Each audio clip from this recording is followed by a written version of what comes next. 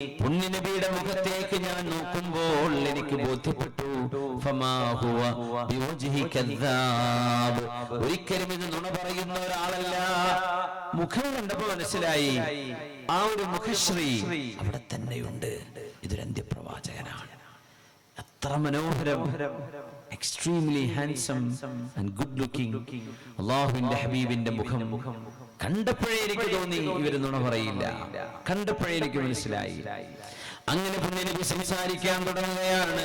അയ്യുഹന്നാസ്, അല്ലയോ ജനങ്ങളെ, മുസ്ലിമീങ്ങളെ അല്ലെങ്കിൽ ഔസ് ഗോത്രക്കാരെ, ഖസറജുകാരെ, മുഹാജിറുകളെ എന്നൊക്കെ വിളിക്കാമായിരുന്നു. പക്ഷെ തങ്ങൾ അയ്യുഹന്നാസ്, ഓ പീപ്പിൾ, ജനങ്ങളെ, അഫ്ശുസ്സലാം, സലാം പ്രചരിപ്പിക്കണമേ, അത്ഉഇമുത്ത്വാം, ഭക്ഷണം കൊടുക്കണേ, അന്നദാനം ചെയ്യണേ, സിലുൽ അർഹാം, കുടുംബ ബന്ധങ്ങളെ നിങ്ങൾ മുറിച്ചു മാറ്റരുതേ, കൂട്ടിയോജിപ്പിക്കണേ, നിങ്ങൾ നല്ല കുടുംബ ബന്ധം സൂക്ഷിക്കുന്നവരാകണം.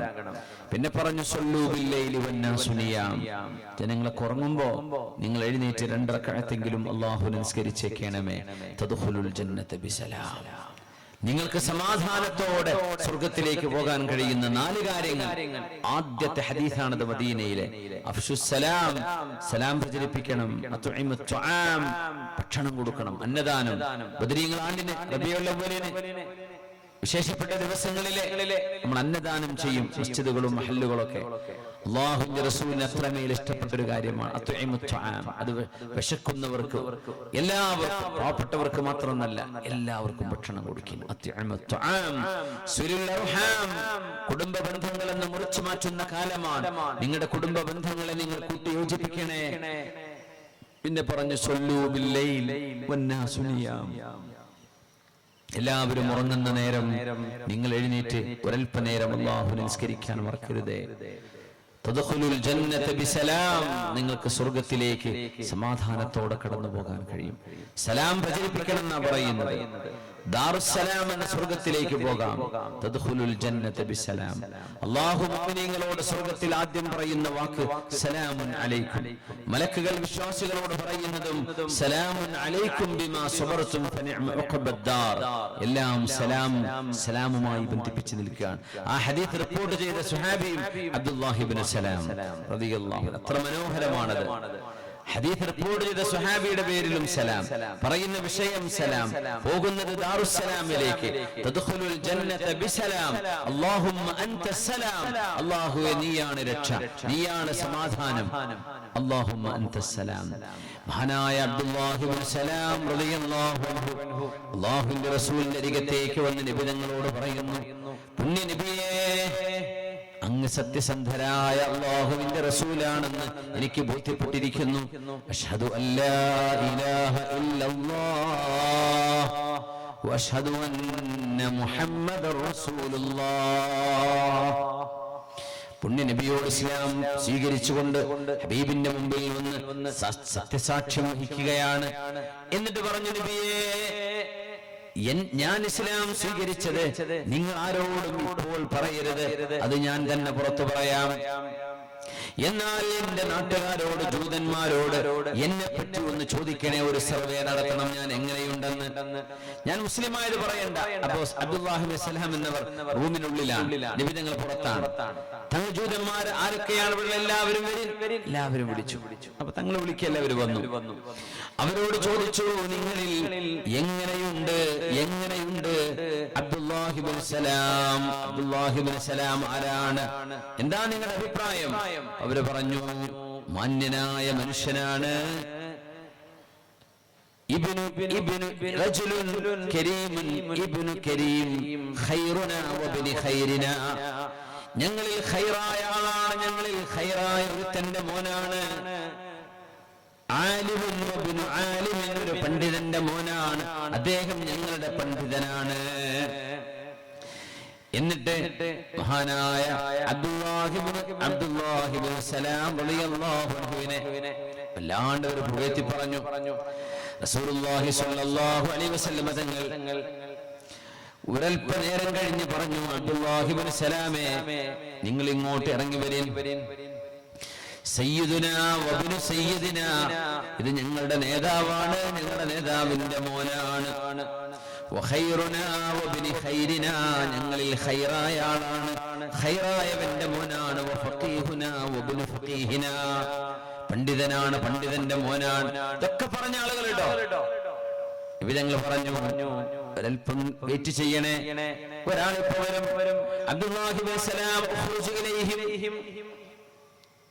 അബ്ദുല്ലാഹി സലാം എന്നവര് നബിതങ്ങളുടെ റൂമിൽ നിന്ന് പുറത്തിറങ്ങി. അപ്പൊ ജൂതന്മാർ മുമ്പിലിരിക്കുന്നുണ്ട്. ഈ പറഞ്ഞ ആളുകൾ ഞങ്ങളുടെ നേതാവാണ്, നേതാവിന്റെ മോനാണ്, ഞങ്ങളിൽ ഖൈറായ ഇതൊക്കെ പറഞ്ഞ ആളുകള് നേരെ മലക്കം മറിഞ്ഞു. അബ്ദുല്ലാഹി ഇബ്നു സലാം എന്നവർ അവരുടെ മുമ്പിൽ നിന്നിട്ട് പറഞ്ഞു, അഷ്ഹദു അല്ലാ ഇലാഹ ഇല്ലല്ലാഹ് വ അന്ന ഹാദാ റസൂലുള്ളാഹ്, ഇത് റസൂലാണ്, അല്ലാഹുവിന്റെ ദൂതരാണ്, അന്ത്യപ്രവാചകരാണ്. നമ്മുടെ മുൻഗാമികളായ പണ്ഡിതന്മാർ അന്ത്യപ്രവാചകന്റെ ലക്ഷണങ്ങൾ പറഞ്ഞു തന്നിട്ടില്ലായിരുന്നുവോ? ആ എല്ലാ അടയാളങ്ങളും ഒരുമിച്ച് ചേർന്ന സത്യസന്ധനായ നബിയാണ് ഇവരെന്ന് ഞാനിതാ വിശ്വസിച്ചിരിക്കുന്നു. അപ്പൊ അവര് നേരെ മറിഞ്ഞു. ഇയാള് ഞങ്ങൾ ഷർറായ ആളാണ്, ഷർറായ മനുഷ്യന്റെ മോനാണ്. ഞങ്ങളിൽ ഏറ്റവും മോശപ്പെട്ട ആളാണ്, മോശപ്പെട്ടവന്റെ മോനാണ്. ജാഹിലാണ്, ജാഹിലായ വിവരദോഷിയായ വാപ്പാന്റെ മോനാണ് എന്ന് അതേ മനുഷ്യനെ കുറിച്ച് ഇസ്ലാം സ്വീകരിച്ചു എന്ന് പറഞ്ഞപ്പോ അവർ മാറ്റി പറഞ്ഞു. ഇതിന് സമാനമായതൊക്കെ നമ്മുടെ വർത്തമാന കാലത്ത് കാണാൻ കഴിയും. അങ്ങനെയാണ് തലയെ കൊണ്ടുപോയി പൊക്കി നടക്കുന്ന ആളുകളൊക്കെ ഒരുപക്ഷെ അവരെങ്ങാനും ഇസ്ലാം സ്വീകരിച്ചാൽ പിന്നെ തെറിയ അഭിഷേകങ്ങളാണ്, പിന്നെ മോശപ്പെട്ട വാക്കുകളാണ്. അതുവരെ വേണ്ടപ്പെട്ട ആളാണ്, പിന്നെ വേണ്ട.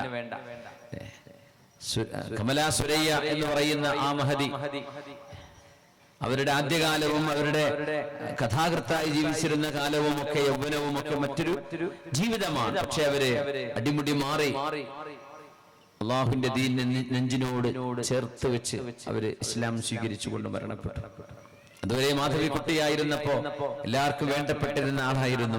പക്ഷെ അവര് കമല ഫുരയ്യയായി മാറിയപ്പോ അത് പല ആളുകൾക്കും പിടിച്ചിരുന്നില്ല. നോർമലാണ്. അബ്ദുല്ലാഹി ഇബ്നു സലാം എന്നവർ നേരെ മുമ്പിലാണ് ഇത് അനുഭവിച്ചത്. ഏതാനും മിനിറ്റുകൾ പോലുമായില്ല, അപ്പോഴേക്കും ഈ പറഞ്ഞ ആളുകൾ മുഴുവൻ മാറ്റിപ്പറഞ്ഞു. സുബ്ഹാനല്ലാഹ്. അതുകൊണ്ട് ജൂതന്മാർ അന്ന് അല്ലാഹുവിന്റെ റസൂലിനെതിരെ, പുണ്യനബിതങ്ങളുടെ സന്ദേശത്തിനെതിരെ അതിന്റെ യാഥാർത്ഥ്യം മനസ്സിലാക്കാതെ അല്ലാഹുവിന്റെ ഹബീബിനെ അവർ അറ്റാക്ക് ചെയ്യുമായിരുന്നു.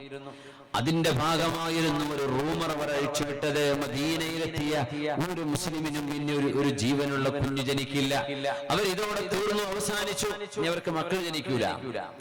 ഇത് പറഞ്ഞു നടന്നപ്പോഴാണ് മഹാനായ അബ്ദുല്ലാഹി ഇബ്നു സുബൈർ റളിയല്ലാഹു തആല അൻഹു അവരുടെ സർവമാന വെല്ലുവിളികളെയും തകർത്തുകൊണ്ട് അസ്മാ ബീവി ജന്മം കൊടുക്കുന്നത്.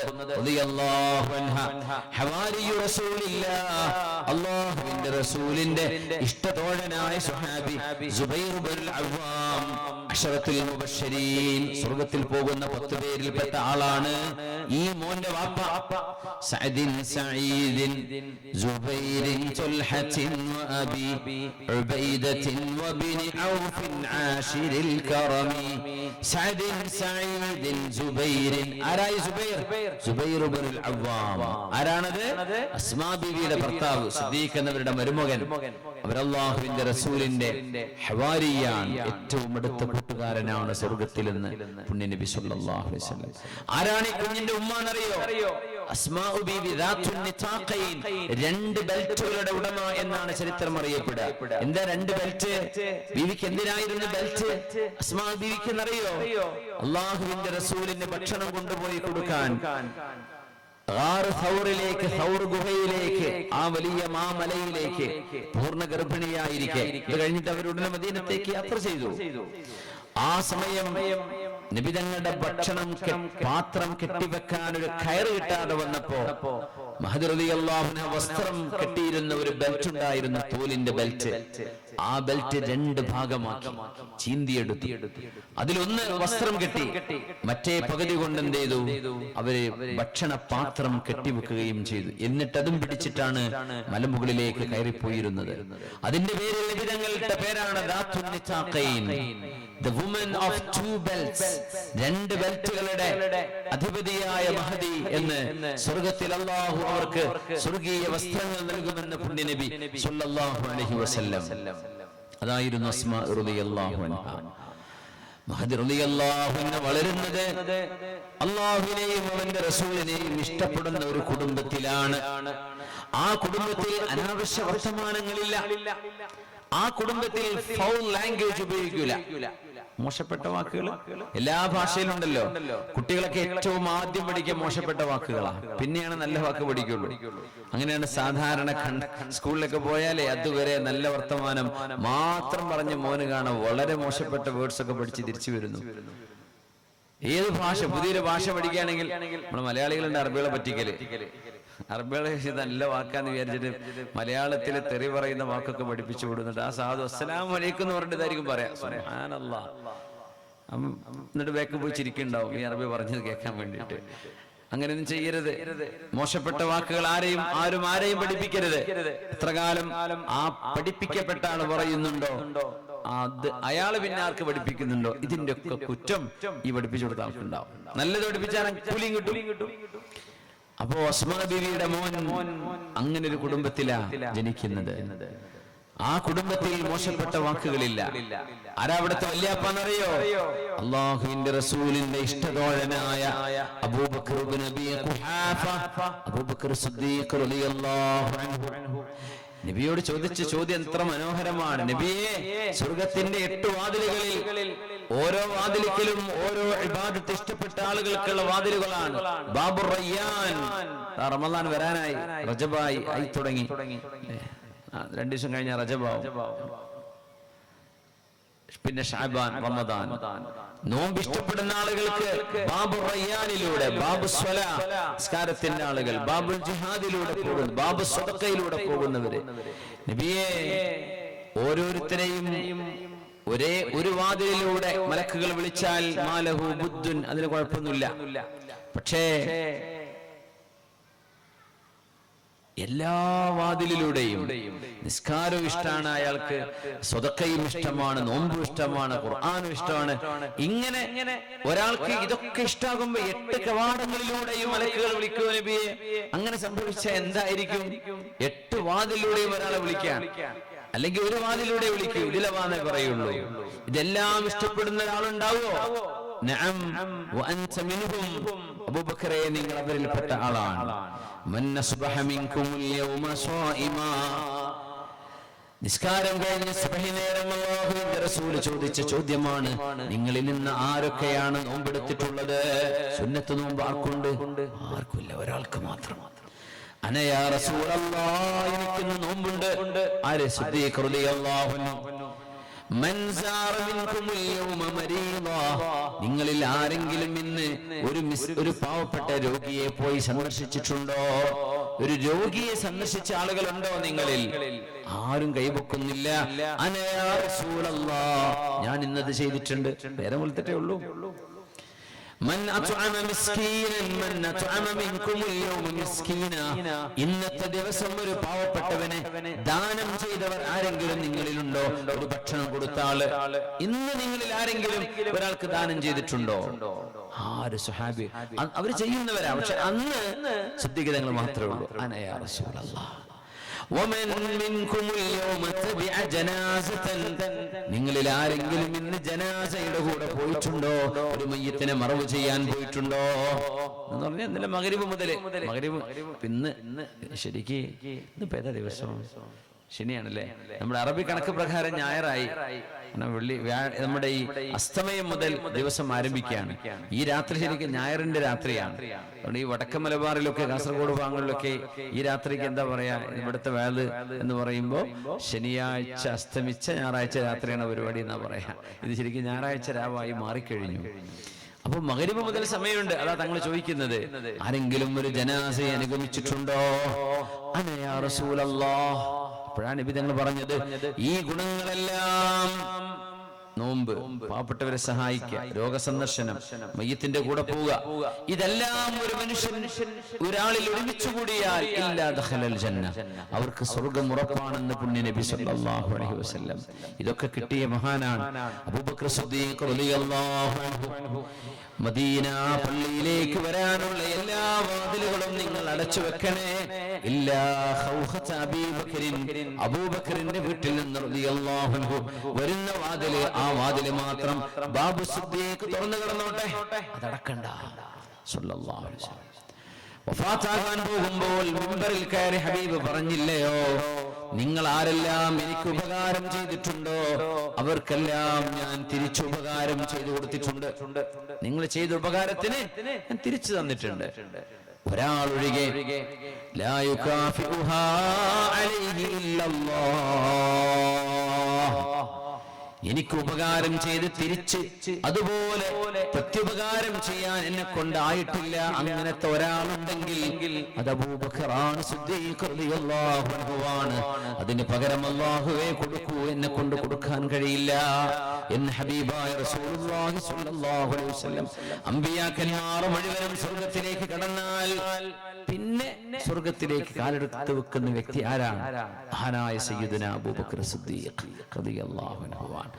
ആ വീട്ടിലെ പേരക്കുട്ടിയാണ് ആ സിദ്ദീഖ് എന്നവരുടെ മോള് അസ്മാ ബീവിയുടെ മോനാണ് അബ്ദുല്ലാഹി ഇബ്നു സുബൈർ റളിയല്ലാഹു അൻഹു. അബ്ദുല്ലാഹി ഇബ്നു സുബൈർ റളിയല്ലാഹു അൻഹുവിന്റെ ഒരു കൗതുകവും കുസൃതിയുമുള്ള ഒരു സംഭവമുണ്ട്. ഭയങ്കര ആരോഗ്യമായിരുന്നു. ആരോഗ്യത്തിന് ഒരു ചരിത്രമുണ്ട്. വിശുദ്ധമായ ഹദീസിൽ വന്ന വളരെ സ്വഹീഹായ സംഭവമുണ്ട്. റസൂലുള്ളാഹി സ്വല്ലല്ലാഹു അലൈഹി വസല്ലം തങ്ങൾ അന്ന് ഹിജാമ ചെയ്തു. ഹിജാമ ചെയ്യുമ്പോൾ അതിന്റെ ബ്ലഡ് എടുക്കും. അന്ന് അബ്ദുല്ലാഹി ഇബ്നു സുബൈർ എന്നവർക്ക് 10 വയസ്സാണ് പ്രായം.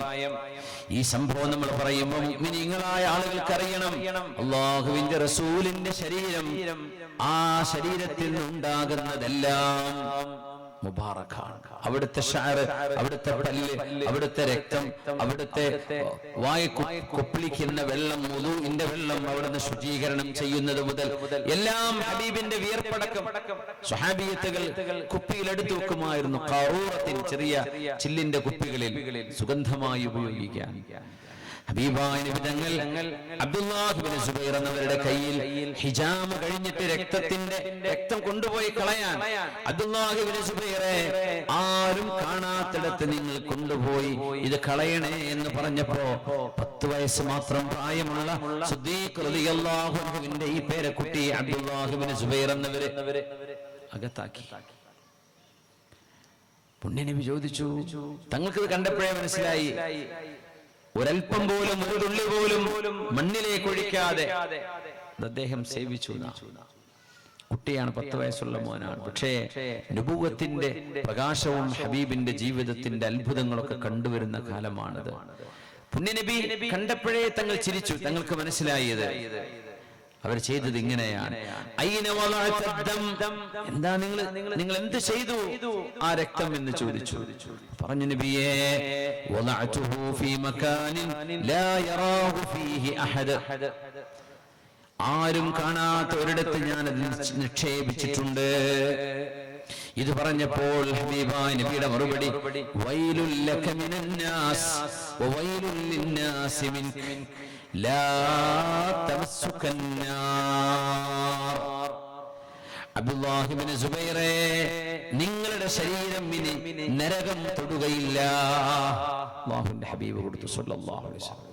ഇതൊന്നും അത്ഭുതത്തിൽ ഒന്നും വേറെ പല ചിന്താഗതിക്കാരും യുക്തിവാദികളൊക്കെ അവർക്ക് കേൾക്കുമ്പോൾ പല അരോചക തോന്നിയേക്കാം. മുഅ്മിനീങ്ങൾക്ക് അതൊന്നും തോന്നൂല.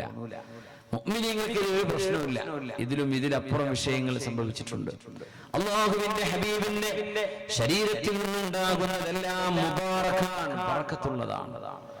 അത് സ്വഹാബിമാർ എടുത്തു വെച്ചിട്ടുണ്ട്. യാ അല്ലാഹ്, സല്ലല്ലാഹു അലൈക യാ സയ്യിദി യാ റസൂലല്ലാഹ്. നബി തങ്ങൾ അബ്ദുല്ലാഹി ഇബ്നു സുബൈർ എന്ന ഈ മോനെ ജീവിതത്തിന്റെ അവസാനത്തിൽ സംഭവിക്കാൻ പോകുന്ന ചില കാര്യങ്ങളിലേക്ക് നബി തങ്ങൾ സൂചന കൊടുത്തു. അബ്ദുല്ലാഹി ഇബ്നു സുബൈറെ, വൈലുൽ ലക മിനൻ നാസ്, ജനങ്ങളിൽ നിന്ന് നിങ്ങൾക്ക് ചില പ്രയാസങ്ങൾ ഏൽക്കേണ്ടി വരും. ഏതുപോലെ? ഞാൻ ഏറ്റ പോലെ. പുണ്യ നബി തങ്ങൾക്ക് വെല്ലുവിളികളും പ്രയാസങ്ങളും പ്രതിസന്ധികളും ഉണ്ടായി മക്കയിൽ. അതുപോലെ നിങ്ങൾക്കും ചില പ്രയാസങ്ങൾ ഉണ്ടാകാൻ പോകുന്നുണ്ട്. നിങ്ങളിൽ നിന്ന് ജനങ്ങൾക്ക് ചില പ്രയാസങ്ങൾ വരും. ആ പ്രയാസം മറ്റൊന്നുമല്ല, നിങ്ങളുടെ ധൈര്യം, നിങ്ങളുടെ ശൂരത, നിങ്ങളുടെ ആണത്വം, നിങ്ങളുടെ ധൈര്യം, നിങ്ങളുടെ അറിവ്, നിങ്ങളുടെ നേതൃപാടവം ഒക്കെ കാണുമ്പോ ചില ആളുകൾക്ക് നിങ്ങളിൽ അസൂയ തോന്നും. അതും സംഭവിക്കാൻ പോകുന്നുണ്ട്. അബ്ദുള്ള എന്നിട്ട് പറഞ്ഞു, ലാ തമസ്സുകന്നാർ, പരിശുദ്ധമായ ഹബീബിന്റെ ദം അശ്ശരീഫ്, വിശുദ്ധമായ ആ രക്തം ശരീരത്തിലേക്ക് ചേർന്ന് കിടക്കുന്ന വിശുദ്ധനായ സ്വഹാബിയോട് നബി തങ്ങൾ പറഞ്ഞു, മോനെ അബ്ദുള്ള, ഇനി ഒരിക്കലും നിങ്ങളുടെ ശരീരം നരകം തൊടുകയില്ല മോനെ, ശരീരം നരകം തൊടുകയില്ല. കാരണം അല്ലാഹുവിന്റെ ഹബീബിന്റെ ശരീരത്തിന്റെ ഭാഗമായത്, ആ പുണ്യ ശരീരത്തിന്റെ ഭാഗമായത് ഈ മഹാന്റെ ദേഹത്ത് കിടക്കുകയാണ്.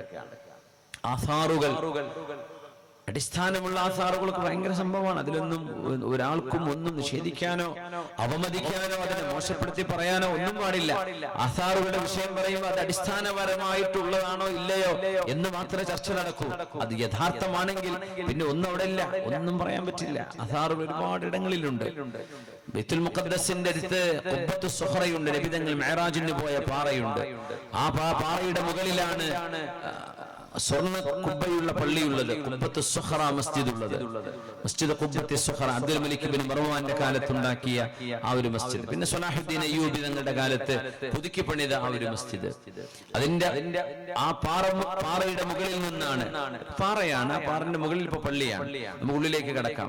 ആ പാറ ഒരു ഗ്ലാസ് വെച്ചിട്ട് ഇങ്ങനെ ഒരു ബൗണ്ടറി ആക്കി വെച്ചിട്ടുണ്ട്. അതിനുള്ളിൽ ഒരു ഗ്ലാസിന്റെ ഒരു കവറിനുള്ളിൽ പുണ്യ നബി തങ്ങളുടെ വിശുദ്ധമായ തലയിലെ അവിടുത്തെ ഷഅർ മുബാറക് അവിടെ സൂക്ഷിച്ചു വെച്ചിട്ടുണ്ട്. സുഗന്ധമുണ്ട്, അതിന് കാണാൻ കഴിയും. തുർക്കിയിൽ മഹാനായ അബു അയ്യൂബ് അൻസ്വാരി റളിയല്ലാഹു അൻഹുവിന്റെ മഖാമുണ്ട്. തുർക്കിയിലെ യൂറോപ്യൻ സൈഡിൽ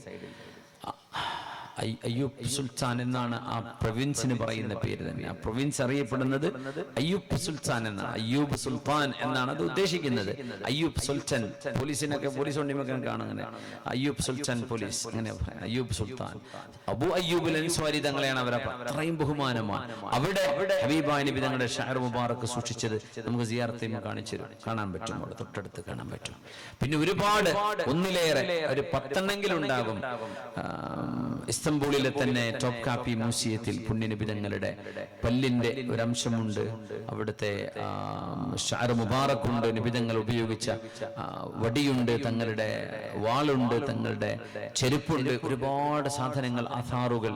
ഉസ്മാനി ഭരണാധികാരികൾ ഔലിയാക്കന്മാരുടെ ഓരം ചെന്ന് ഔലിയാക്കന്മാരെ കൂടെ പിടിച്ച് ജീവിച്ച ആളുകളാണ് ഉസ്മാനികൾ. ഒട്ടോമൻ ഭരണാധികാരികൾ നമ്മുടെ കുട്ടികളെ പഠിക്കുന്നത് ഉസ്മാനി ഭരണാധികാരികളാണ്. ആ ഭരണാധികാരികൾ ആധാറുകൾ സൂക്ഷിച്ചവരായിരുന്നു. ഇന്നും നമുക്കവിടെ ചെന്നാൽ കാണാൻ കഴിയും. യഹ്യാ നബി അലൈഹിസ്സലാമിന്റെ, മൂസ നബിയുടെ വടിയുണ്ട് ഇവിടെ. സുബ്ഹാനല്ലാഹ്. ഫാത്തിമ റളിയല്ലാഹു അൻഹയുടെ വസ്ത്രമുണ്ട്, അലി റളിയല്ലാഹു അൻഹുവിന്റേതുണ്ട്. അതൊക്കെ ചരിത്രപരമായി പശ്ചാത്തലമുള്ള തെളിവുള്ള ഒരു സംഗതിയാണ്. വളരെ നൂറ്റാണ്ടുകളായി സൂക്ഷിക്കുന്നതാണ്. ഒരുപാട് ഇടങ്ങളിലുണ്ട്, ഒരുപാട് സ്ഥലങ്ങളിലുണ്ട്. ഏതായിരുന്നാലും മഹാനായ ഇബ്നു സുബൈർ, അബ്ദുല്ലാഹ് ഇബ്നു സുബൈർ റളിയല്ലാഹു അൻഹു, പുണ്യനബി തങ്ങളുടെ ശരീരത്തിന്റെ ഭാഗമായത് ആ ശരീരത്തിലേക്ക് ചേർന്നതിൽ പിന്നെ ഭയങ്കരമായ ശക്തിയായിരുന്നു, അതിശക്തനായിരുന്നു അബ്ദുല്ലാഹ് ഇബ്നു സുബൈർ എന്നവർ റളിയല്ലാഹു തആല അൻഹു. ഭയങ്കരമായ ശക്തി, ശാരീരികമായ പുഷ്ടി മഹാനവറുകൾക്ക് അല്ലാഹു നൽകിയിട്ടുണ്ട്. ബഹുമാനപ്പെട്ടവരുടെ ശരീരം അങ്ങനെയായിരുന്നു. സീറ അലാമുൻ നുബലായിൽ ഇമാം ദഹബി അബ്ദുല്ലാഹ് ഇബ്നു സുബൈർ എന്നവരെ സംബന്ധിച്ച് പറഞ്ഞെടുത്ത് കാണാൻ കഴിയും. 7 ദിവസം തുടർച്ചയായി നോമ്പെടുത്തിരുന്നു. സർദൻ, അതായത് നോമ്പ് മുറിക്കൂല, രാത്രിയും പകലും അങ്ങനെ സ്ട്രൈറ്റ് നോമ്പെടുത്തിരുന്ന 7 ദിവസം നോമ്പെടുത്ത് ഒരു കുഴപ്പമുണ്ടാവില്ല. അങ്ങനത്തെ ശക്തിയുള്ള മഹാനായിരുന്നു അബ്ദുല്ലാഹ് ഇബ്നു സുബൈർ എന്നവർ. 8-ാം ദിവസമേ മഹാൻ നോമ്പ് മുറിക്കാറുണ്ടായിരുന്നുള്ളൂ എന്ന് അബ്ദുല്ലാഹ് ഇബ്നു സുബൈർ തങ്ങളെ സംബന്ധിച്ച് ഇമാം ദഹബി രേഖപ്പെടുത്തിയത് കാണാൻ കഴിയും. വേറെയും റിജാലിന്റെ ഉലമാ. ഭയങ്കരമായ ഇബാദത്തായിരുന്നു റളിയല്ലാഹു അൻഹു. കഅബാലയത്തിന്റെ മുന്നിൽ, മക്കയിലാ കൂടുതലും താമസിച്ചത്. കഅബാലയത്തിന്റെ മുന്നില് മഖാം ഇബ്രാഹിമിന്റെ അരികത്ത് ഇങ്ങനെ നിസ്കരിക്കുമ്പോ ഹമാമുൽ ഹറം, മദീനയുടെ മക്കയുടെ ഹറമിന്റെ മാടപ്രാവ് എന്നറിയപ്പെടും നിൽക്കുന്ന നൃത്തം വളരെ ശാന്തമായി, കണ്ണിമ പോലും വെട്ടാതെ, തലയനങ്ങാതെ, ശരീരം അനങ്ങാതെ നിൽക്കുന്ന നൃത്തം കാണുമ്പോ പക്ഷികൾക്ക് തോന്നും ഇതൊരു തൂണാണ്. അങ്ങനെ മഹാന്റെ തലയിൽ വന്ന് പക്ഷികൾ ഇരുന്ന് പാറിപ്പോകാറുണ്ട്, അനങ്ങാറില്ല. അങ്ങനെ നിന്ന് നിസ്കരിച്ചിരുന്ന മഹാനാണ് സിദ്ദീഖ് തങ്ങളുടെ പേരക്കുട്ടിയായ ഈ അബ്ദുല്ലാഹി ഇബ്നു സുബൈർ റളിയല്ലാഹു തആല. നമ്മുടെ സംഘാടകര് ബക്കറ്റുമായിട്ട് വരുന്നുണ്ട്, സാന്ദർഭികമായിട്ട് അറിയിക്കുകയാണ്. എല്ലാവരും ഒന്ന് കാര്യമായിട്ടൊന്ന് സഹായിക്കണം. നിങ്ങളൊക്കെ നമ്മുടെ ഈ മദ്രസയുടെ ഇതിന്റെ ബാധ്യത, നമ്മൾ കാണുന്ന പണിക്കും ഒരുമിച്ചൊരു 15 ലക്ഷമാണ് കാണുന്നത്. അത് നിങ്ങൾ എന്ത് ചെയ്യുക, നമ്മുടെ പരിസരത്ത് നിന്ന് വന്ന ആളുകളൊക്കെ ഇവിടെ ഉണ്ട് ഈ സദസ്സിൽ. അൽഹംദുലില്ലാഹ്, എല്ലാവരും ഒന്ന് ആഞ്ഞു പിടിച്ചാൽ നമുക്കത് വിജയിപ്പിക്കാൻ കഴിയും. എല്ലാവരും ഒന്ന് എഴുന്നേറ്റൊരു 3 സ്വലാത്ത് ചൊല്ലിയ നമ്മുടെ CH സെന്ററിന്റെ, ചാരിറ്റി സെന്ററിന്റെ നമ്മുടെ പ്രിയങ്കരായ വോളണ്ടിയർമാർ, അവരാണ് ഈ പരിപാടി നിയന്ത്രിച്ചുകൊണ്ടിരിക്കുന്നത്. ഇൻഷാ അല്ലാഹ് നിങ്ങളെ സമീപിക്കുന്നു. എല്ലാവരും നല്ല ഒരു സംഖ്യ കേട്ടോ, അത് എത്രയാണെന്ന് നിങ്ങൾക്കും പഠിച്ചവനെ അറിയുള്ളൂ. അതിന്റെ കൂലി ഭയങ്കരമായിരിക്കും. 3 സ്വലാത്ത് ചൊല്ലിയ നമ്മൾ സല്ലു അലൻ നബി മുഹമ്മദിൻ വആലി اللهم صل على سيدنا محمد وعلى آل سيدنا محمد وبارك وسلم عليه اللهم صل على سيدنا محمد وعلى آل سيدنا محمد وبارك وسلم عليه اللهم صل على سيدنا محمد وعلى آل سيدنا محمد وبارك وسلم عليه. കയ്യൊക്കെ ഒന്ന് പൊക്കി നോക്കി ഇരിക്കുന്നതിന് മുമ്പ് ഒന്ന് കയ്യൊക്കെ ഒന്ന് 2-3 പ്രാവശ്യം ഒന്ന് പൊക്കി താഴ്ത്തിക്കൊന്ന് ഇരുന്നാല് നല്ലൊരു സുഖം ഉണ്ടാവും. ഒരു ചെറിയൊരു എക്സസൈസ്. പറ്റുമെങ്കിൽ കസേര അങ്ങോട്ടോട്ട് മാറിയിരിക്കുക, ഇപ്പുറത്തുള്ള ആൾ ഇങ്ങോട്ട് ഇരിക്കുക, ഒന്ന് അങ്ങോട്ടും ഒന്ന് കസേര ഒന്ന് എക്സ്ചേഞ്ച് ചെയ്താലേ. ഞങ്ങൾ ഇന്നലെ അവിടെ വരുമ്പോ അവരൊന്ന് പറ്റി നോക്കിയ ഐഡിയ, നല്ലൊരു ഫ്രഷ്നെസ് തോന്നും നമ്മൾ ഇരുന്നോട് നിന്ന് മാറിയിരിക്കുമ്പോഴേ. അപ്പോ പറ്റണമെങ്കിൽ ചെയ്തോളി, ഇടയ്ക്ക് കസേര വലിക്കരുതേ, ബുദ്ധിമുട്ടാകരുത്. അൽഹംദുലില്ലാഹ്, അള്ളാഹു കബൂൽ ചെയ്യട്ടെ, അള്ളാഹു സ്വീകരിക്കട്ടെ. വളരെ മനോഹരമായ ഒരു സദസ്സാണിത്. ഇൻഷാ അല്ലാഹ് വൈകില്ല. നമ്മൾ പറഞ്ഞ സമയം, ഇനി ഞാൻ പറഞ്ഞ സമയം കണക്കാക്കുകയാണെങ്കിൽ 1 മണിക്കൂറാണുള്ളത്. 1 മണിക്കൂർ കൃത്യമായിരിക്കും കേട്ടോ, നമ്മൾ ഓൺ ടൈം ആയിരിക്കും ഇൻഷാ അല്ലാഹ്. 1 മിനിറ്റ് പോലും അതിൽ വൈകൂല. 11:45 ഇപ്പൊ എത്ര 10:45 11:45 ഇൻഷാ അല്ലാഹ് വിഷയം അവസാനിപ്പിച്ചിരിക്കും. പിന്നെ 5 മിനിറ്റ് കൊണ്ട് ദുആ കഴിയും ഇൻഷാ അല്ലാഹ്. അള്ളാഹു തആല കബൂൽ ചെയ്യട്ടെ, അള്ളാഹു സ്വീകരിക്കട്ടെ. എൻ്റെ ഇടയ്ക്ക് തിരക്കുണ്ട്, നിങ്ങൾ പോയിക്കോളൂ കേട്ടോ, കുഴപ്പമൊന്നുമില്ല ഇൻഷാ അല്ലാഹ്. കുട്ടികൾ ഉറങ്ങി, നിങ്ങൾക്ക് ക്ഷീണം ഉറക്കൊക്കെ വരുന്നുണ്ടെങ്കിൽ നിങ്ങൾ പോയിക്കോളി, അതിനൊന്നും പ്രശ്നമില്ല. മുസ്തഫക്ക് എൽപ്പം പോകണ്ടെന്നൊക്കെ പറയില്ലേ, ഞാൻ പോയിക്കോളി എന്നാ പറയാം. അവർക്ക് തിരക്കുണ്ടെങ്കിൽ പോയിക്കോട്ടെ, നമ്മൾ പിടിച്ചു വെക്കാൻ പറ്റുമോ? അൽഹംദുലില്ലാഹ്. ചിലപ്പോൾ ചില ആളുകൾ ഇരിക്കാൻ കൂട്ടാക്കൂല, റോഡ് സൈഡിലൊക്കെ നിന്നിങ്ങനെ കേൾക്കും. അവർക്ക് അതായിരിക്കും ഇഷ്ടം. അവരെ പിടിച്ചിങ്ങോട്ട് വരുമെന്ന് പറഞ്ഞ് വിളിക്കേണ്ട ആവശ്യമില്ല. അവർക്ക് വേണമെങ്കിൽ വന്നിവിടെ ഇരിക്കൂലേ. അപ്പോൾ ചിലപ്പോൾ നിന്ന് കേൾക്കാനായിരിക്കും ഇഷ്ടപ്പെടുന്നുണ്ടാവും. എന്നാൽ പിന്നെ അങ്ങ് പോകാം. എവിടെ ഇരിക്കുമ്പോൾ ഇനി എന്തെങ്കിലുമൊക്കെ ചോദ്യം വന്നാലോ, അല്ലെങ്കിൽ ഇടയ്ക്ക് എണീറ്റ് പോരുമ്പോൾ പ്രയാസമായി പോയാലോ എന്ന് വിചാരിച്ച് ദൂരങ്ങളിൽ നിൽക്കുന്നവരുണ്ടാവും. ആയിക്കോട്ടെ, ദൂരെങ്കിലും എവിടെയെങ്കിലും ഇരുന്നാൽ എൽമിന്റെ സദസ്സിന്റെ ഒരു ഓരത്തൊക്കെ ഉണ്ടല്ലോ, അതിനൊക്കെ കൂലി കിട്ടൂലേ. അൽഹംദുലില്ലാഹ്. ഏതായിരുന്നാലും അല്ലാഹു ദുആക്ക് ഉത്തരം കിട്ടുന്ന സദസ്സാക്കി അല്ലാഹു മാറ്റി തരട്ടെ. ആമീൻ യാ റബ്ബൽ ആലമീൻ. നമ്മുടെ CH ചാരിറ്റബിൾ സെന്ററിന്റെ പ്രവർത്തകന്മാരാണ് ഞങ്ങൾ സമീപിക്കുന്നത്. ഇൻഷാ അല്ലാഹ് എല്ലാവരും സഹകരിക്കണം. ജസാക്കുമുല്ലാഹു ഖൈറാ. റസൂലുള്ളാഹി സ്വല്ലല്ലാഹു അലൈഹി വസല്ലം തങ്ങളുടെ പുണ്യവും പൊരുത്തവും കിട്ടിയ സ്വഹാബി അബ്ദുല്ലാഹി ഇബ്നു സുബൈർ ഇബ്നുൽ അവ്വാം റളിയല്ലാഹു അൻഹുമാ. യാ അല്ലാഹ്, ഹബീബിൽ നിന്ന് ഇതൊക്കെയാണ് അവർ കരസ്ഥമാക്കുന്നത്. സ്വർഗമാണ് ഹബീബിൽ നിന്ന് അവർ വാങ്ങിയത്. ലാ തമസ്സുകന്നാർ, അബ്ദുല്ലാഹി ഇബ്നു സുബൈറെ, നിങ്ങളുടെ ശരീരം നരകം തൊടുകയില്ല. ഇത് പറഞ്ഞു കിട്ടിയാൽ മതി, കഴിഞ്ഞു, രക്ഷപ്പെട്ടു. ലാ തമസ്സുകന്നാർ. ഹബീബായ നബി തങ്ങളോട്, നബിയേ എനിക്ക് വസ്ത്രം വേണം, ഭക്ഷണം വേണം എന്ന് ചോദിച്ചവരുണ്ട്. അച്ഛനീ മിമ്മാ അതാഖല്ലാഹ്, അല്ലാഹു നിങ്ങൾക്ക് തന്നതിൽ നിന്ന് എനിക്ക് തരൂ നബിയേ. നബിക്ക് ആരെങ്കിലും എന്തെങ്കിലും ഹദിയോ സമ്മാനമോ കൊണ്ടുപോയി കൊടുക്കും. അപ്പൊ ചില ആൾക്കാർ എന്ത് ചെയ്യും, അതെനിക്ക് തരും നബിയെ. തങ്ങൾക്ക് ഇഷ്ടപ്പെട്ട ഒരു വസ്ത്രം, ഒരു പെണ്ണ് വസ്ത്രം നെയ്തുണ്ടാക്കിയിട്ട് നബിക്ക് കൊണ്ടുപോയി കൊടുത്തതാണ്. അതൊരു സഹാബി കണ്ണുവെച്ചു. അങ്ങനെ പുണ്യ നബിയോട്, നബിയെ അന്നൊരു ദിവസം ഒരു ഉമ്മ നിങ്ങൾക്ക് ഒരു വസ്ത്രം തന്നില്ലേ, ഒരു തുണി, അതെനിക്ക് തരുമെന്ന്. റസൂലുള്ളാഹി തങ്ങൾ അന്നത് അതൊടുത്താ വന്നത്. തങ്ങൾ ഇപ്പൊ വരാന്ന് പറഞ്ഞ് വീടിനുള്ളിലേക്ക് ചെന്നു. വസ്ത്രം മാറിയിട്ട് ആ വസ്ത്രം ഇയാൾക്ക് കൊണ്ടുപോയി കൊടുത്തു. അപ്പൊ സ്വഹാബിമാർ ചോദിച്ചു, എന്ത് പണിയാ നിങ്ങളാ ചെയ്തത്? നബിക്ക് അത്രയും ഇഷ്ടപ്പെട്ട് നബി ധരിച്ച ഒരു സാധനം. ഈ അറബികൾക്ക്, അറബി കൾച്ചറിലൊക്കെ ഒരു, നമ്മുടെ മലയാളത്തിലൊന്നും അതില്ല കേട്ടോ, അതുകൊണ്ട് ആരും അത് ചെയ്യാൻ നിൽക്കണ്ട. അറബികൾക്കൊരു കൾച്ചർ ഉണ്ട്. എങ്ങനെ അവരുടെ ദേഹത്തോ കയ്യിലോ വീട്ടിലോ ഉള്ള സാധനം, അത് ഇപ്പൊ കയ്യിൽ, ഉദാഹരണം വാച്ച് നോക്കിയിട്ട്, നിങ്ങളുടെ വാച്ച് ഭയങ്കര രസമുണ്ടല്ലോ, എവിടുന്ന് അത് വാങ്ങിച്ചത്, എത്രയാ അതിന് വില, ഏതായി ബ്രാൻഡ്, നല്ല രസമുണ്ടല്ലോ എന്ന് അവരുടെ കയ്യിലുള്ള ഒരു സാധനം കമന്റ് ചെയ്ത് പറഞ്ഞാൽ, അതിനെ പുകഴ്ത്തി പറഞ്ഞാൽ ഉടനെ എന്നാ നീ എടുത്തോ എന്ന് പറഞ്ഞു കൊടുക്കും. അത് അവരുടെ ഒരു കൾച്ചറാണ്. ചില ആൾക്കാരൊക്കെ അങ്ങനെ പറഞ്ഞിട്ട് അടിച്ചു മാറ്റി പോരാറുണ്ട്. അങ്ങനെ മലയാളത്തിൽ പറഞ്ഞാൽ കിട്ടൂലേ, വെറുതെ പറഞ്ഞ് ടൈം വേസ്റ്റ് ആക്കണ്ട. നമ്മുടെ നാട്ടിൽ അങ്ങനെ കൾച്ചർ ഇല്ല. ഞാൻ വാങ്ങിച്ചാന്ന് തന്നെ പറയുള്ളൂ അല്ലെ. പക്ഷെ ചില ആളുകളെങ്കിലും സ്നേഹത്തോടെ, വേണോ ഇഷ്ടാണോ കൊണ്ടുപോയിക്കോ എന്ന് പറയും. അത്രയും ദയാവായ്പും സ്നേഹവും ഒക്കെയുള്ള ഈമാനുള്ള ആളുകൾ അങ്ങനെ എടുത്തു കൊടുത്തേക്കാം.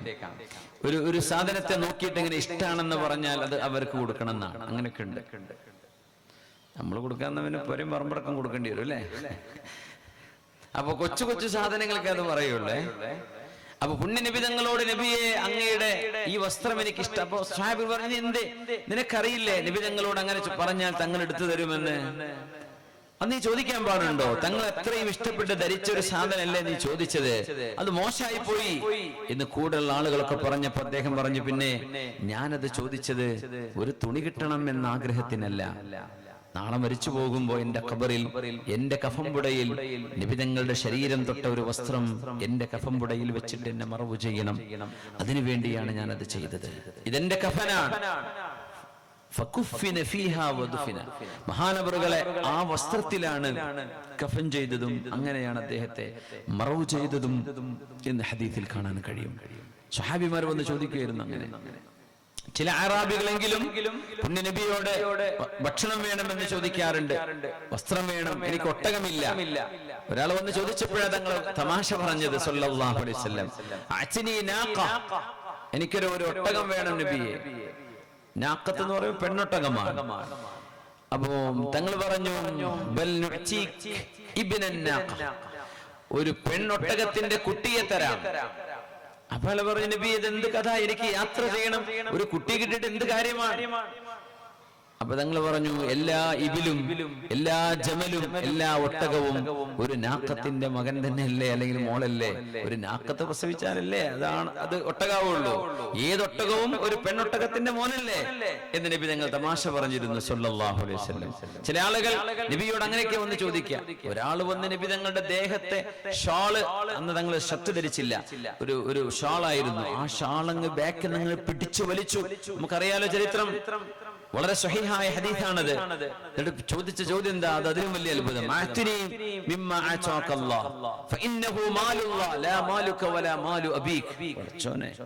എന്തായി പറയുന്നത്? നബി എനിക്ക് പൈസ തരുന്ന ചോദിക്കുന്നത്, പക്ഷേ ഈ പൈസ നബി ഇത് നിങ്ങളുടേതല്ല, നിങ്ങളുടെ ഉപ്പാന്റേത് ഉമ്മാന്റേതല്ലല്ലോ, അള്ളാന്റേതല്ലേ തരുന്നു. തങ്ങൾ പറഞ്ഞു, അൽമാലു മാലുല്ലാഹ്, സമ്പത്ത് അല്ലാഹുവിന്റേത് തന്നെയാണ്. അറാബി, നീ എന്നെ ഇങ്ങനെ വേദനിപ്പിച്ചില്ലേ, ഇത് തിരിച്ച് നിന്നെ വേദനിപ്പിക്കുന്നു. അത് പറ്റില്ല എന്ന് പറഞ്ഞു. അതെങ്ങനെ? നീ എന്റെ ദേഹത്തിന്റെ ഷാൾ കണ്ട് വലിച്ചിട്ട് ഇതാ മുറിവായിരിക്കും, ചോര പൊടിയാൻ നിൽക്കാണ്. അപ്പൊ ഇതിന് വിശ്വാസം എടുക്കും, നിന്നെ ഇതുപോലെ ചെയ്യുന്നു. അപ്പൊ പറഞ്ഞു, ഞാൻ കേട്ടിട്ടുണ്ട് നിങ്ങളോട് ആരെങ്കിലും മോശമായി പെരുമാറിയാൽ നിങ്ങൾ തിരിച്ചിങ്ങോട്ട് മോശമായി പെരുമാറില്ല. ആ ധൈര്യത്തിലാണ് ഞാൻ ചെയ്തത്. സുബ്ഹാനല്ലാഹ്. തങ്ങൾ പറഞ്ഞു, നിന്നോട് പ്രതികാരമൊന്നുമില്ല, ഞാൻ തമാശ പറയാം. എന്നിട്ട് നബി തങ്ങൾ വീട്ടിലുള്ളത് എടുത്തുകൊണ്ട് പോയി കൊടുത്തു സല്ലല്ലാഹു അലൈഹി. ഒന്നും ഉണ്ടാവില്ല വീട്ടിൽ. ഹബീബിന്റെ വീട്ടിൽ ഈത്തപ്പഴം ഉണ്ടാവും ഏതെങ്കിലും, അത് കുറച്ച്, അല്ലെങ്കിൽ ഒരൽപ്പം ഉണക്കമുന്തിരി കാണും, അല്ലെങ്കിൽ മണ്ണിന്റെ പാത്രങ്ങൾ കാണും, അല്ലെങ്കിൽ ഓല കൊണ്ട് മുടഞ്ഞുണ്ടാക്കിയ പായ കാണും, നുരുമ്പിയത് ഇത്രയും ഉണ്ടാവും. അതൊക്കെ ഓരോരുത്തരെടുത്ത് കൊണ്ടുപോകാറാ. പിന്നെ ആരെങ്കിലും കൊണ്ടുവന്ന് നബിക്ക് ഹദിയ കൊടുക്കും. തങ്ങൾ ആരെങ്കിലും ഒരാൾ, ഒരു വിദേശിയായ ആൾ മദീനത്ത് വന്നാൽ തങ്ങളുടെ വീട്ടിൽ കൊണ്ടുപോയ ഭക്ഷണം കൊടുക്കുക. അതായിരുന്നു ഹബീബ് സല്ലല്ലാഹു അലൈഹി വസല്ലം. നമ്മളിപ്പോ പള്ളിക്ക് മദ്രസം കൊടുക്കുക എന്നൊക്കെ പറഞ്ഞാൽ നമ്മുടെ എല്ലാ ആവശ്യം കഴിഞ്ഞ് മിച്ചുണ്ടെങ്കിൽ തന്നെ കൊടുക്കൂല. അതിൽ നിന്ന് തന്നെ എന്തെങ്കിലുമൊക്കെ വളരെ കുറഞ്ഞ വലിയ കുഴപ്പമില്ലാതെ കീറി ബാങ്കിൽ എടുക്കാത്ത നോട്ടൊക്കെ ഉണ്ടെങ്കിൽ എടുത്തിട്ട് കൊടുക്കുക. ഇങ്ങനെയൊക്കെ ചെയ്യുന്ന മനുഷ്യന്മാരുണ്ട്. സ്വഹാബികൾ ചെയ്തത് അങ്ങനെയല്ല. അവർക്ക് ഏറ്റവും ഇഷ്ടമായത്, അവർക്ക് ഏറ്റവും അവർക്ക് തന്നെ ആവശ്യമുണ്ട്, എന്നാലും അള്ളാഹുവിന്റെ ആവശ്യമാണ് മുന്നിൽ എന്ന് പറഞ്ഞു കൊടുത്തവരാണ്. അങ്ങനെ നമ്മുടെ പള്ളികൾക്കൊക്കെ പിന്നെ വഖഫ് സ്വത്തുകൾ ഉണ്ടായത്. ഇവിടെ ഈ ലാൻഡ് നമുക്ക് നൽകിയ ഒരു ഇതിലേക്ക് കുറച്ച് സ്ഥലം അനുവദിച്ച ഒരു ഹൈന്ദവ സഹോദരൻ, എന്താ പ്രസാദോ പ്രസാദ് എന്ന് പറയുന്ന ഒരു സഹോദരൻ, അതേ സ്ട്രോക്ക് ആയിട്ട് ആശുപത്രിയില്ല എന്ന് പറഞ്ഞു. അള്ളാഹു അദ്ദേഹത്തിന് ശിഫ കൊടുക്കട്ടെ. അള്ളാഹുവിന്റെ മസ്ജിദിനും അനുബന്ധ കാര്യങ്ങൾക്കും ചെയ്ത അദ്ദേഹത്തിന്റെ ആ ഒരു വലിയ നന്മക്ക് പകരം പടച്ച തമ്പുരാൻ അദ്ദേഹത്തിന് വളരെ പെട്ടെന്ന് ശമനം നൽകി, ശിഫ നൽകി, പൂർണ്ണാരോഗ്യം അള്ളാഹു നൽകട്ടെ. ഹിദായത്ത് കൊണ്ട് അള്ളാഹു അനുഗ്രഹിക്കട്ടെ. ആമീൻ യാ റബ്ബൽ ആലമീൻ. നമ്മുടെ കാരണവന്മാർ, മുൻഗാമികളായ ആളുകൾ, അവരൊക്കെ നമ്മുടെ പള്ളികൾക്ക് സ്ഥലം കൊടുക്കും. ഇന്ന് ആരെങ്കിലും പള്ളിക്ക് വഖഫ് കൊടുക്കുന്നുണ്ടോ? 5 സെന്റിന്റെ വക പള്ളിക്ക് ആരെങ്കിലും ചെയ്യുന്നുണ്ടോ? ഈ കിട്ടിയത് നമ്മൾ പോയി മരിച്ചു കിടക്കുന്ന സ്ഥലം പോലും നമ്മുടെ മുൻഗാമികൾ കൊടുത്തതല്ലേ? അന്നൊരു നാട്ടിലെ ഏറ്റവും വലിയ വീട് ആ നാട്ടിലെ പള്ളിയായിരിക്കും. സ്വന്തം വീടൊക്കെ ചെറുതായിരിക്കും, എന്നാലും അള്ളാഹുവിന്റെ വീട് വലുതാവട്ടെ. അള്ളാഹുവിന്റെ വീടിന് തെങ്ങുകളായിട്ടും കൃഷിയായിട്ടും റബ്ബറായിട്ടും സ്ഥലമായിട്ടും വസ്തുവായിട്ടും നമ്മൾ കൊടുക്കുകയാണ്. ഇങ്ങനെ ചെയ്തിരുന്ന നമ്മുടെ ഉപ്പാരും നമ്മുടെ ഉപ്പാപ്പമാരും ഉമ്മാമ്മമാരും ഒക്കെ അവരുടെ ഈമാനിന്റെ എത്രയോ താഴെയാണ് നമ്മൾ കിടക്കുന്നത്. നമുക്ക് എന്തെങ്കിലും കീശയിലെ പൈസ എന്തെങ്കിലും എടുത്തെടുത്ത് ഈ ഒരു ബാധ്യത തീർക്കാനും ഇവിടുത്തെ കാര്യങ്ങൾ ചെയ്യാനുമേ നമ്മളിപ്പോ ഉദ്ദേശിക്കുന്നുള്ളൂ. അതുപോലും നമ്മളെ കൊണ്ടാവുന്നില്ല. ഒരു പക്ഷേ നമ്മുടെ ഉപ്പാപ്പമാരുടെ കയ്യിലുണ്ടായിരുന്നതിനേക്കാളും സമ്പാദ്യം അള്ളാഹു നമുക്ക് തന്നിട്ടുണ്ടായിരിക്കും. അന്ന് ഒരണ, അരണ, 4 അണ ഇത്രയൊക്കെയല്ലേ ഉള്ളൂ സമ്പാദ്യങ്ങള്. സുബ്ഹാന ജല്ല ജലാലു. മഹാനായ അഷ്റഫുൽ ഖൽഖ് തങ്ങളോട് ഇങ്ങനെ ചോദിക്കും ചില ആളുകൾ. പക്ഷേ ചില ആളുകൾ നബിതങ്ങളോട് സ്വർഗം ചോദിച്ചു വാങ്ങി. അല്ലാഹുവിന്റെ ഹബീബ് കൊടുത്തു. മഹാനായ റബീഅത്ത് ഇബ്നു മാലിക് അൽ അസ്ലമി റളിയല്ലാഹു അൻഹുവിനോടാണ് സല്ലി യാ റബീഅ ചോദിച്ചോളൂ, എന്താണ് നിങ്ങൾക്ക് വേണ്ടത്? ഹദീസിൽ കാണാം, ആളുകൾ നബിതങ്ങളോട് ഭക്ഷണവും വസ്ത്രവും പൈസയും ചോദിക്കുന്ന കാലത്ത് ഞാൻ അല്ലാഹുവിന്റെ റസൂലിനോട് സ്വർഗം ചോദിച്ചു. തങ്ങൾ ചോദിച്ചു, എന്താ വേണ്ടത് റബീഅ എന്ന് ചോദിച്ചു. അപ്പൊ പറഞ്ഞു, റബീഅത്ത് ഇബ്നു കഅബിൽ അസ്ലമി അവന്റെ റസൂലിന്റെ ഖാദിമീങ്ങളിൽപ്പെട്ട ഒരു ഖാദിമാണ്. അവര് പറഞ്ഞു, അസ്അലുക മുറാഫഖതക ഫിൽ ജന്നah, നബിയെ സ്വർഗ്ഗത്തിൽ അങ്ങയുടെ കൂടെ കഴിയാനുള്ള ഭാഗ്യം എനിക്ക് വേണം നബിയെ. അസ്അലുക മുറാഫഖതക ഫിൽ ജന്നah, നബിയുടെ കൂടെ സ്വർഗ്ഗത്തിൽ. ആസിയ ബീവി ചോദിച്ചത് അങ്ങനെയാണ്, സഅലത്തിൽ ജിവാറ ഖബല അൽ ബൈത്ത്, വീട് ചോദിക്കുന്നതിന് മുമ്പ് അള്ളാഹുവിന്റെ സാന്നിധ്യം ചോദിച്ചു ആസിയ ബീവി. അള്ളാഹുവേ, എനിക്ക് അള്ളാഹുവേ, എനിക്ക് നിന്റെ അരികത്ത് ഒരു സ്വർഗത്തിലെ വീട് വേണം റബ്ബേ. നിന്റെ അരികത്ത്, നിന്റെ ചാരത്ത് സുഹ്ബത്ത് വലിയൊരു വിഷയമാണ്. നമ്മുടെ അരികത്ത് നല്ല അയൽവാസികൾ ഉണ്ടാകുന്ന നന്മയാണ്. മരിച്ചു കിടക്കുമ്പോ തൊട്ടടുത്ത ഖബറിലെ ആള് സ്വാലിഹായ ഒരു മനുഷ്യനാവുന്നത് നന്മയാണ്. ഒരുപാട് ചരിത്രങ്ങളുണ്ട് കേട്ടോ. ചില ഖബറുകളെങ്കിലും എന്നെ മക്കളെ ഒന്ന് മാറ്റണമേ, എന്റെ ഖബറിന്റെ മക്കളെ വാപ്പാനെ തൊട്ടടുത്തേക്ക് ഒന്ന് മാറ്റിക്കിടത്തണം, എന്റെ തൊട്ടരികത്തുള്ള ആൾക്ക് കൊടുക്കുന്ന അദാബിന്റെ ഒച്ചപ്പാട് കൊണ്ട് എനിക്കിവിടെ വിശ്രമിക്കാൻ പറ്റുന്നില്ല എന്ന് സ്വപ്ന ദർശനമുണ്ടായി വാപ്പമാരുടെ ഖബറുകൾ മാറ്റിയത് അല്ലാമ ഇബ്നു അബി ദുനിയയുടെ കിതാബുകളിൽ വായിക്കാൻ കഴിയും. അങ്ങനെ ഉണ്ടായിട്ടുണ്ട് ചരിത്രത്തിൽ. ഇപ്പൊ അടുത്ത സമയങ്ങളിലൊക്കെ ഉണ്ടായിട്ടുണ്ട് അങ്ങനെ. നിങ്ങൾ കാണുന്നില്ലേ പല വാർത്തകളും, ഖബർ മാറ്റിക്കുത്താൻ വേണ്ടി സ്വപ്ന ദർശനങ്ങൾ ഉണ്ടാവും. എന്റെ തൊട്ടടുത്ത അയൽവാസി മോശക്കാരനായിരിക്കും, അപ്പൊ നല്ല ഇടി കൊടുക്കണ്ടാവും അവിടെ. അപ്പൊ ഇപ്പുറത്തുള്ള ആൾക്ക് വിശ്രമിക്കാൻ പറ്റണില്ല, എന്നെ മാറ്റിക്കിടത്തു. ആയിഷ ബീവി ചോദിച്ചു, നബിയെ, ഖബറിൽ കിടക്കുമ്പോൾ ഒരു നല്ല മനുഷ്യൻ അരികത്തുണ്ടാവണം എന്നൊക്കെ പറഞ്ഞ അതിൽ വലിയ കാര്യമുണ്ടോ? ആയിഷ, ജീവിച്ചിരിക്കുമ്പോൾ നല്ലൊരു അയൽവാസിയെ കിട്ടുമ്പോൾ ഉപകാരമുണ്ടോ? ഉണ്ട്. എന്നാൽ ഖബറിലും അങ്ങനെയാണ്. ഖബറിൽ പോയി കിടക്കുമ്പോഴേ നല്ലൊരു മനുഷ്യന്റെ അടുത്ത്, ഒരു കള്ളുടിയുടെ അടുത്താണ് ഖബർ കിട്ടിയതെങ്കിൽ ബുദ്ധിമുട്ടാണ്. സ്വാലിഹായ ഒരു മനുഷ്യന്റെ അരികത്താണ് ഖബർ കിട്ടുന്നതെങ്കിൽ ഖിയാമത്ത് നാൾ വരെ കിടക്കേണ്ട വീടല്ലേ, ആ വീട് ഒരു നല്ല മനുഷ്യന്റെ അരികത്ത് കിട്ടുക, അതൊരു ഭാഗ്യമാണ്. അള്ളാഹിനോട് ചോദിച്ചോളൂ, പടച്ചവനോട് ചോദിക്കും, അല്ലാഹുവേ നമ്മൾ അത്രയൊന്നും നന്മ ചെയ്ത ആളൊന്നും അല്ല റബ്ബേ, എന്നാലും സജ്ജനങ്ങളുടെ കൂടെ കൊണ്ടുപോയി കിടത്തിത്തരണേ എന്ന് അള്ളാഹുവിനോട് ചോദിക്കണം.